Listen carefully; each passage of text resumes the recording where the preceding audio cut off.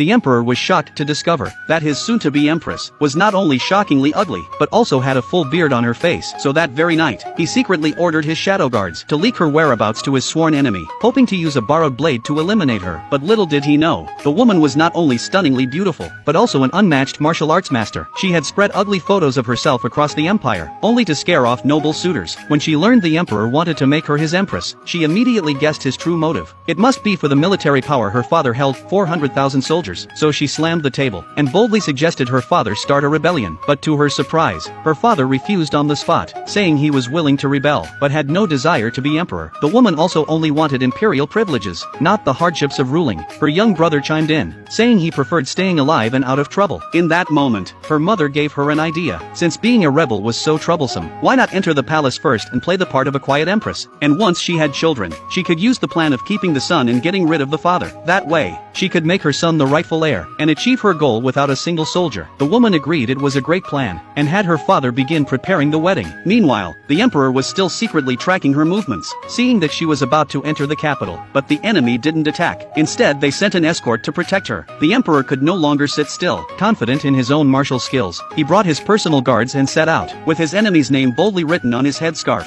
At the same time, the woman's two protectors noticed someone had been following them for over 100 miles, yet still hadn't made a move. Soon both sides clashed. Her guards peeked out, and upon seeing the writing on the headscarf, mistook the emperor for a hired killer sent by their enemy. But the woman disagreed. She said no one stupid enough to write "I'm the bad guy" on their face could be a real threat. It was clearly someone framing the enemy. After a full meal, she decided to stretch her muscles and join the fight. But the emperor, long trapped in court life, was no match for her. Even after sneak attacking her with a dirty palm strike, he was still beaten to a pulp and fled with a swollen face, completely unaware his jade pendant had been shattered. Furious and humiliated, he ordered another group of elite fighters, demanding they bring the attacker back. But the next day, he found them all bruised and battered. Unable to complete the mission, he had no choice but to temporarily abandon the assassination plan. The woman wasn't unscathed either. His palm had left 5 distinct marks on her collarbone. With the wedding set for the next day, she worried the emperor might notice and grow suspicious. So the three of them came up with a clever solution. Finally, the wedding day arrived. With zero expectations for each other's looks, neither bothered to glance at the other. But as they held hands and walked to the altar, the emperor noticed she barely touched his hand. As if repulsed, feeling insulted, he secretly used inner force to squeeze her hand hard, trying to teach her a lesson. To his surprise, she remained completely calm, then used her own force to crush his hand with excruciating pressure. Not wanting to make a scene, the emperor pulled away under the pretext of offering incense. Once back in his palace, he checked his hand, only to find the bones had been twisted out of shape.